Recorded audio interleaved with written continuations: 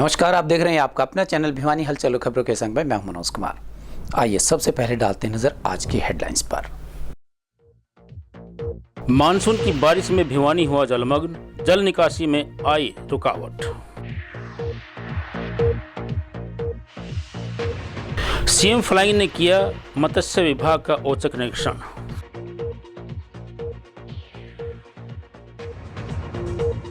वाहनों पर आकर्षक स्टिकर लगाने वालों के कटेंगे चालान। रक्तदान शिविर में 40 लोगों ने किया रक्तदान।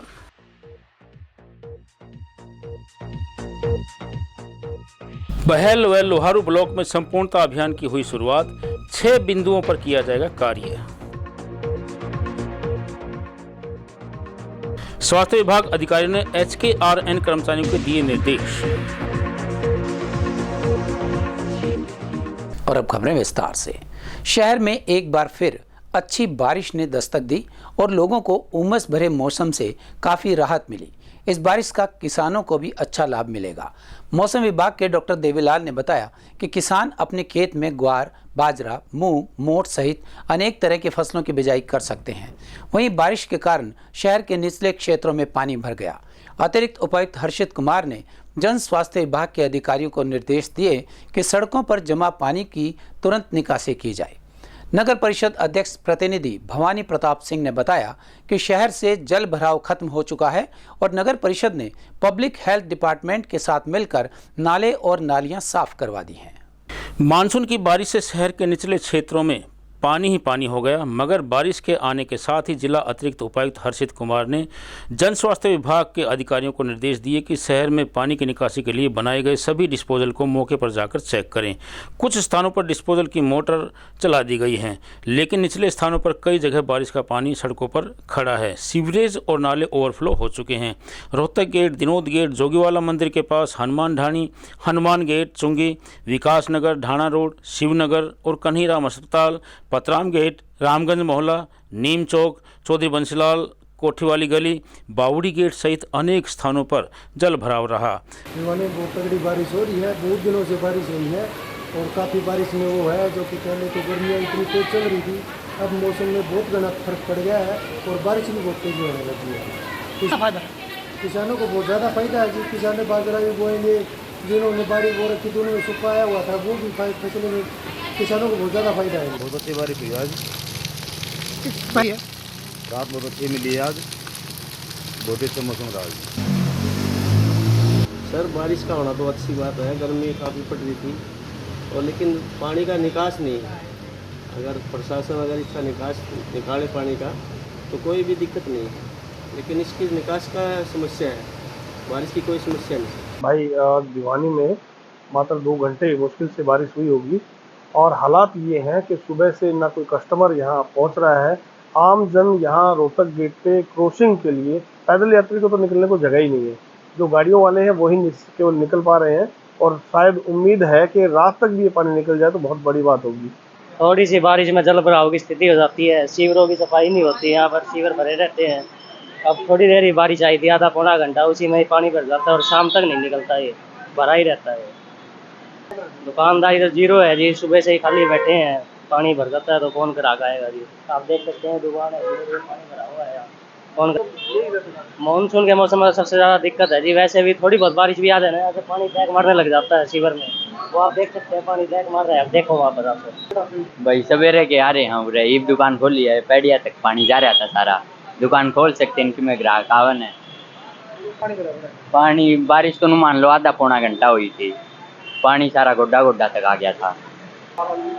या तो नू मान लो आधा घंटा बारिश हुई, कल ना 1 घंटा बारिश आ जा हमारी तो दुकान में भीतर पानी चला जाओ, पानी पूरी बारिश में हो जाओ है, सारा ही प्रभाव पड़ रहा है जी। सवेर के बैठे हैं, एक भी ग्राहक आ नहीं सकता पानी के बीच में। वहीं जल भराव के बारे में नगर परिषद चेयरपर्सन प्रतिनिधि भवानी प्रताप सिंह ने बताया कि नगर परिषद व जन स्वास्थ्य विभाग तालमेल के साथ जल निकासी का कार्य कर रहा है।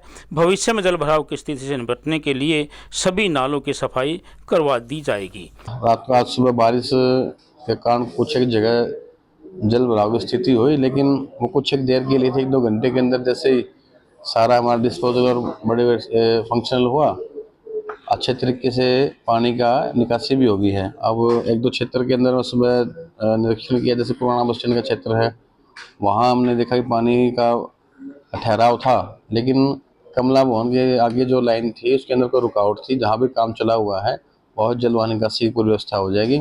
और शहर के अंदर देखिए 1-2 घंटे के अंदर तो समय लगता है, लेकिन ऐसी कोई स्थिति है नहीं जहाँ लंबे समय तक जल भराव की स्थिति बनेगी। और पूरे शहर के अंदर नाले को सफाई करवा दी है, और एक बार नाले को सफाई करा के दोबारा फिर से छटाई का काम हमारा चालू है। और हम मानते हैं कि मानसून सीजन के अंदर जल भराव की स्थिति नहीं होगी। पंप सिस्टम पानी कहीं भर भी जाता है कि जो पार्क है, जैसे नेहरू पार्क की स्थिति हम देखें कि जो लो लाइन एरिया यहाँ कहीं जल भराव स्थिति हो भी जाती है, तो मोटर के माध्यम से या पंप के माध्यम से हम उसको पानी निकालने का तुरंत प्रभाव से काम करेंगे। वहीं मौसम विभाग के डॉक्टर देवीलाल ने बताया कि 7 जुलाई तक तेज हवा के साथ बरसात आने की संभावना है। तापमान में गिरावट रहेगी। 7 जुलाई के बाद कुछ स्थानों पर हल्की व मध्यम बारिश आने की संभावना है। न्यूनतम तापमान 27 डिग्री के आसपास बना रहेगा।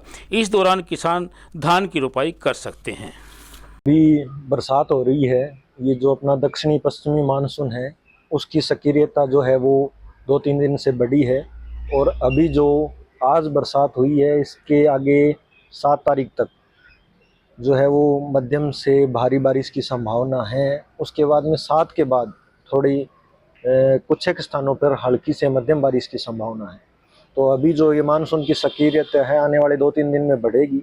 अभी जो तापमान है उसमें भी गिरावट आई है।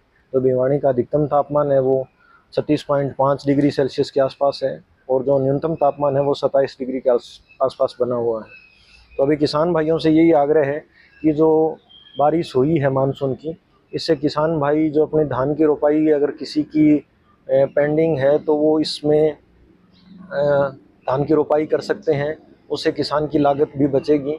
और अभी अगर नहीं की है और अगर पर्याप्त बारिश नहीं हुई है तो 2-3 दिन वेट कर सकता है। उसके बाद में अगर आप रोपाई करते हो तो आपके सिंचाई का जो खर्च है वो भी बचेगा। हाँ, आने वाले टाइम में 7 तारीख तक तो अच्छी बारिश की संभावना है। 7 के बाद भी कुछ एक स्थानों पर हल्की से मध्यम बारिश की संभावना बनी है। अब लगातार मौसम की जो मानसून की जो सक्रियता है वो बने रहने की संभावना है। क्या नाम जी? सिंह है जी मेरा नाम। गाँव रोनाथ से हूँ मैं, और बारिश मेरे एरिया में बहुत अच्छी हुई है। अभी हमारे धान लगाने का समय आ गया है, और अभी धानों की तैयारी पूरी हो रही है, पौध पूरी होगी। हमारा काम सक्रिय चल रहा है। बारिश की वजह से हमें बहुत फायदा हुआ। विजेंद्र जी, बारिश होने का तो बहुत ज़्यादा फायदा है। हमारे यहाँ अच्छी बरसात हुई है। इसमें नरमा में, ज्वार में, हर चीज़ में फायदा है। कोई भाई सब्जी लगा रहा है उसमें भी बहुत ज़्यादा फायदा है। मुख्यमंत्री उड़न दस्ता समय समय पर अलग अलग विभागों का औचक निरीक्षण करता रहता है। इसी कड़ी में उड़न दस्ते द्वारा मछली पालन विभाग के कार्यालय का औचक निरीक्षण किया गया। टीम द्वारा कार्यालय के 2023-24 के अनुदान एवं ऋण से संबंधित सभी कागजात की बारीकी से जांच की गई। मछली पालन अधिकारी सिकंदर ने कहा कि निरीक्षण के दौरान किसी भी प्रकार की अनियमितता नहीं पाई गई। इस बारे में जानकारी देते हुए जिला मछली पालन अधिकारी ने बताया कि टीम को हाजिरी रजिस्टर के बारे में भी जानकारी दी गई, और इसके अलावा अनेक कागजात दिखाए गए तथा सरकारी योजनाओं से संबंधित रिकॉर्ड और किसानों को दी जाने वाली प्रशिक्षण का भुगतान 200 रुपये DBT के माध्यम से किया जाता है। इस बारे में टीम को जानकारी दी। उन्होंने कहा कि निरीक्षण के दौरान किसी भी प्रकार की कार्यालय में अनियमितता नहीं पाई गई। आज दिनांक 4/7/2024 को CM फ्लाइंग द्वारा निरीक्षण किया गया। निरीक्षण के दौरान 2023-24 का अनुदान से संबंधित और ऋण से संबंधित पूर्ण कागजात का अवलोकन किया गया, जांच की गई और प्रस्तुत किए गए, दिए गए साइन समेत, और सरकार की ट्रेनिंग दी गई। उसके बारे में बताया गया वे 200 रुपये प्रति दिन के हिसाब से प्रशिक्षण का भुगतान DBT के माध्यम से किया जाता है इस कार्यालय द्वारा। कर्मचारी कितने? इस कार्यालय में आउटसोर्सेज और रेगुलर कर्मचारी मिलाकर 14 कर्मचारी हाजिर पाए गए, सभी प्रेजेंट मिले। यातायात पुलिस द्वारा इन दिनों शहर में जगह जगह वाहन चेकिंग अभियान चलाया हुआ है। इस विशेष अभियान के दौरान ट्रैफिक SHO सुरेश ने बताया कि किसी भी गाड़ी पर यदि किसी भी तरह का स्टिकर लगा हुआ मिलता है तो उस गाड़ी का 500 रुपये का चालान काट दिया जाएगा। यदि गाड़ी पर दोबारा से कोई स्टिकर मिलता है तो चालान की राशि को डबल कर दिया जाएगा। इस अभियान में स्कूल बसेस को भी पूरी तरह से जांचा गया। किसी भी तरह की कमी पाए जाने पर उनके चालान काटे गए। वहीं दुपहिया वाहन चालकों द्वारा हेलमेट न लगाए जाने पर उनके चालान भी काटे गए।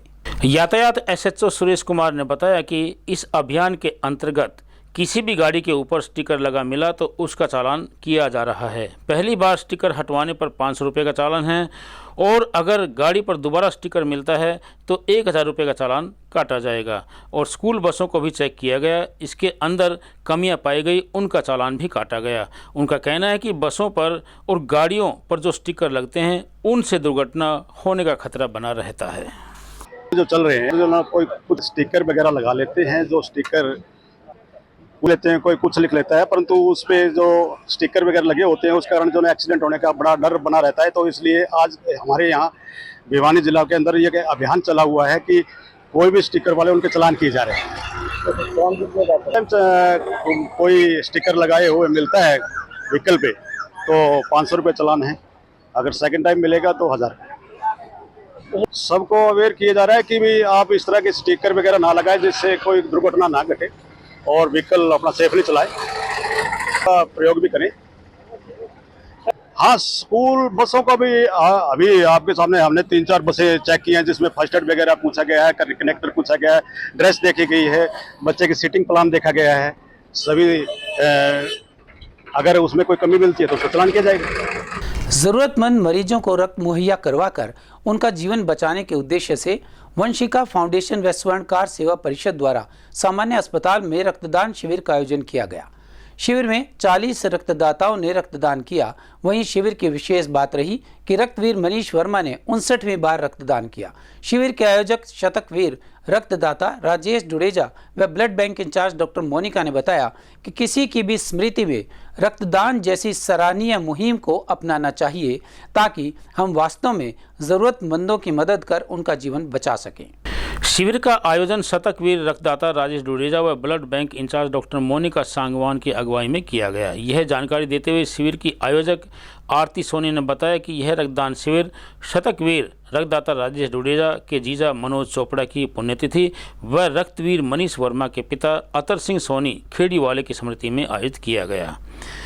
इस अवसर पर शतकवीर रक्तदाता राजेश डुडेजा ने कहा कि रक्तदान करने से किसी भी प्रकार की कोई शारीरिक कमजोरी नहीं आती, बल्कि रक्तदान से शरीर में नए रक्त का निर्माण होता है जो कि रोग प्रतिरोधक क्षमता को बढ़ाता है तथा व्यक्ति का स्वास्थ्य और बेहतर बनता है। रक्तदान शिविर ब्लड की थोड़ी सी डिमांड ज़्यादा बढ़ रही है गर्मी में, तो मेरी शहर के सभी रक्तदाताओं व युवाओं से प्रार्थना है कि जब भी ब्लड की डिमांड की कॉल देखें तो ब्लड बैंक में आकर रक्तदान कर पुण्य के भागी बने। एक व्यक्ति के रक्तदान करने से 3 व्यक्तियों की जान बचती है।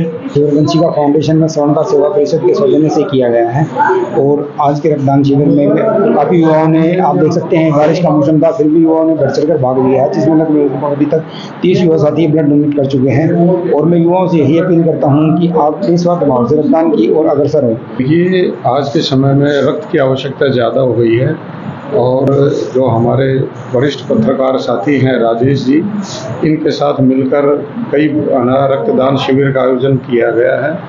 वहीं 18 साल से जो भी ऊपर का नागरिक है और जो स्वस्थ है वो अपना प्रत्येक 90 दिन के बाद अपना इच्छा से स्वेच्छा से रक्तदान कर सकता है। उसके बाद उसकी रक्त की पूर्ति वैसी रहती है, बाकी इसका शरीर में कोई दुष्प्रभाव नहीं पड़ता है। प्रधानमंत्री नरेंद्र मोदी द्वारा जनवरी 2020 में नीति आयोग की पहल से शुरू किए गए एस्पिरेशनल ब्लॉक प्रोग्राम के तहत हरियाणा के 7 ब्लॉक्स का चयन किया गया, जिसमें भिवानी के बहल व लोहारू ब्लॉक शामिल हैं।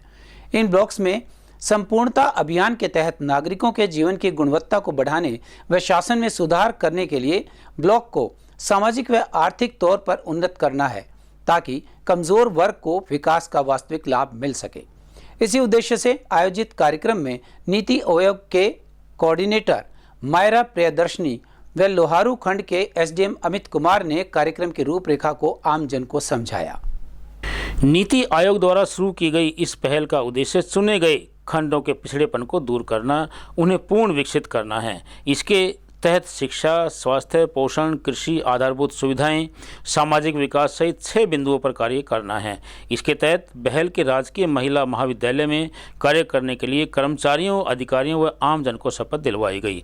पेंटिंग प्रतियोगिता के अलावा हस्ताक्षर अभियान भी चलाया गया तथा स्वयं सहायता समूह के द्वारा स्टॉल भी लगाई गई ताकि विकास की झांकी देखी जा सके। इस मौके पर नीति आयोग की कंसल्टेंट मायरा प्रियदर्शनी व लोहारू खंड के एसडीएम अमित कुमार ने जागरूकता अभियान को हरी झंडी दिखाते हुए कहा कि संपूर्णता अभियान को सफल बनाने में फ्रंट लाइन वर्कर अहम भूमिका निभा सकते हैं।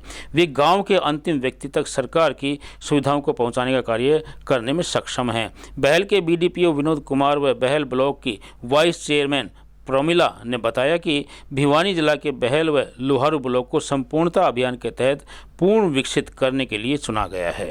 और आपके बीच में आकर बहुत प्रसन्नता हो रही है और आपको देखकर बहुत प्रसन्नता हो रही है। जिस तरह से सभी अधिकारियों ने अपनी बात यहाँ पर रखी, इतने आत्मविश्वास से बात रखी कि आप लोग मिलकर इतना अच्छा काम कर रहे हैं। और मैं आप सभी को ये बताना चाहूँगी कि आकांक्षी विकासखंड कार्यक्रम का जो मूलभूत आधार है वो जन भागीदारी है और जिसमें कि आप सभी आगे बढ़ चढ़कर हिस्सा ले रहे हैं। आप सभी अपनी जिम्मेदारियों को समझ रहे हैं।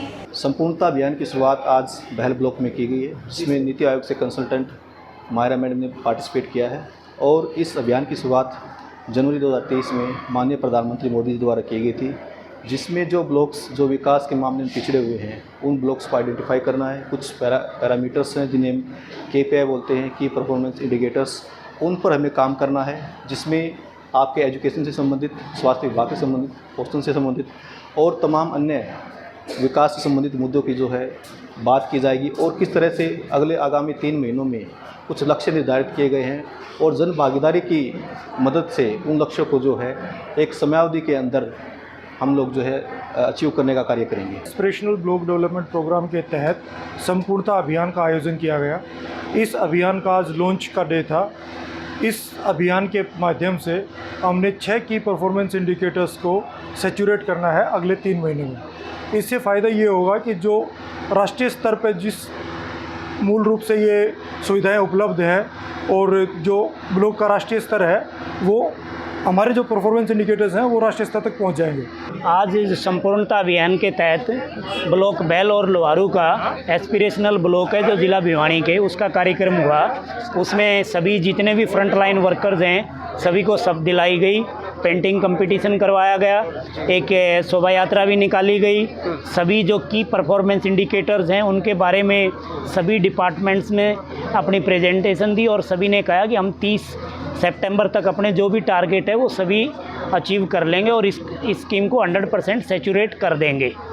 आमजन को क्या इससे फ़ायदा होने वाला है? इसको आमजन से काफ़ी फ़ायदा होगा, जैसे कि स्वास्थ्य से रिलेटेड है, कोई जो डायबिटीज़ के मरीज़ हैं, हाइपरटेंशन के हैं या जो प्रेग्नेंट वीमेंस हैं उनकी केयर है, ये सारा इनमें गुणवत्तापूर्वक सुधार आएगा, एजुकेशन में सुधार आएगा।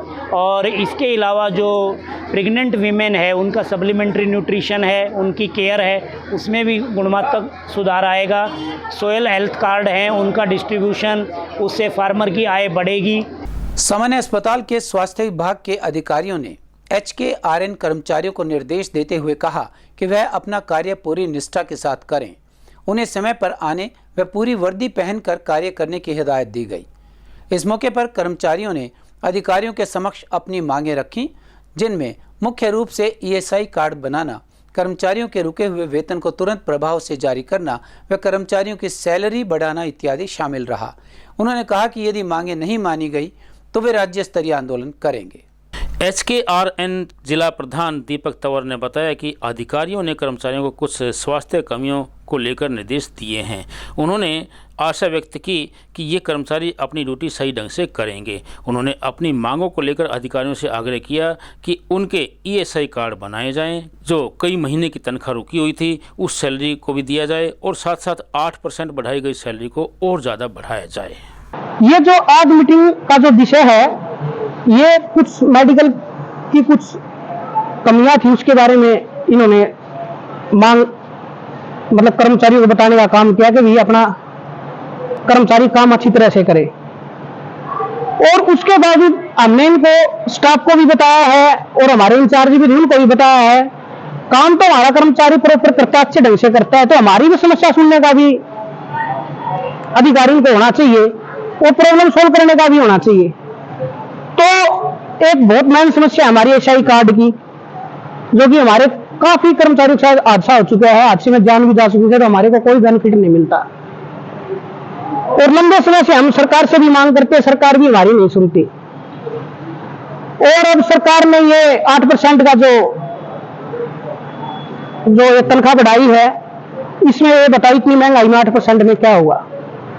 तो हम सरकार को ये चेताना चाहते हैं, हमारे मांग मुद्दे पे बातचीत करें और हमारे को पक्का करने की कोई पॉलिसी बनाए और हमारे को पक्का करें, नहीं तो आने वाले समय में हम बहुत बड़ा आंदोलन का ये मीटिंग रूप लेगी और ये आंदोलन भिवानी नहीं पूरे हरियाणा में होगा। और अब एक खबर चलते चलते, हाथरस के गांव फुलराई मुगलगढ़ के सत्संग के दौरान भगदड़ को लेकर साकार हरि बाबा और भोले बाबा का पहला बयान सामने आया है। साकार हरि बाबा ने कहा है कि वह पहले ही वहां से चला गया था। उन्होंने इस हादसे के पीछे असामाजिक तत्वों को जिम्मेदार बताया, साथ ही घायलों के स्वस्थ होने की कामना की है। घटना के अनुसार भोले बाबा के सत्संग के बाद भगदड़ मच गई। इसमें महिलाएं और बच्चे फंस गए, भीड़ ने उन्हें कुचल दिया और शवों के ढेर लग गए। अब तक 122 लोगों की मौत हो चुकी है।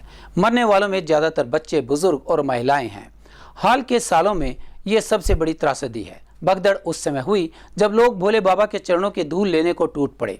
वॉलंटियर्स ने वाटर कैनन से पानी की बौछार की, लोग फिसले और जमीन पर गिरे, फिर एक दूसरे को रौंदते हुए निकल गए। एसडीएम के मुताबिक सत्संग में 2 लाख से अधिक की भीड़ मौजूद थी। हादसे के बाद भोले बाबा फरार हो गया। भोले बाबा पर यौन शोषण समेत 5 मुकदमे दर्ज हैं। पुलिस में हेड कांस्टेबल रहते हुए यौन शोषण का आरोप लगा तो उसे बर्खास्त कर दिया गया था। जेल भी गया, बाहर आया तो नाम और पहचान बदल ली। भक्त लोग उनको भोले बाबा और साकार विश्व हरि परमात्मा कहते हैं। इस घटना की जांच के लिए उत्तर प्रदेश सरकार द्वारा एसआईटी का गठन किया और अभी तक 4 लोगों के खिलाफ मामले दर्ज किए गए हैं। पुलिस ने 20 सेवादारों को गिरफ्तार किया है। वैसे बाबाओं की इस अंधभक्ति का प्रचार प्रसार रोकने के लिए सरकार के पास न तो कोई कानून है न नियम है। केवल महाराष्ट्र और कर्नाटक सरकार द्वारा ही कानून बनाए गए हैं। धार्मिक समागमों, अनुष्ठानों व यात्राओं को व्यवस्थित करने के लिए प्रशासन व पुलिस के पास मानदंड व नियम हैं, जिनके आधार पर प्रशासन और पुलिस आयोजकों को समागम करने की अनुमति प्रदान करता है। प्रथम दृष्टि में इस घटना के लिए आयोजकों को दोषी ठहराया जा सकता है, लेकिन घटना की जिम्मेवारी से ना तो आयोजक बच सकते हैं और ना ही प्रशासन व पुलिस बच सकती है। और अब जाने से पहले एक नजर आज की हेडलाइंस पर। मानसून की बारिश में भिवानी हुआ जलमग्न, जल निकासी में आई रुकावट। सीएम फ्लाइंग ने किया मत्स्य विभाग का औचक निरीक्षण।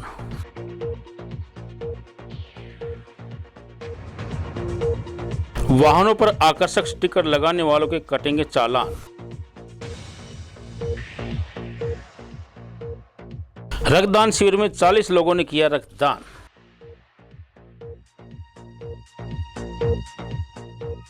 बहल व लोहारू ब्लॉक में संपूर्णता अभियान की हुई शुरुआत। 6 बिंदुओं पर किया जाएगा कार्य। स्वास्थ्य विभाग अधिकारियों ने HKRN कर्मचारियों को दिए निर्देश। हमारे आज के अंक में बस इतना ही। अगले अंक के लिए देखते रहेगा आपका अपना चैनल भिवानी हलचल।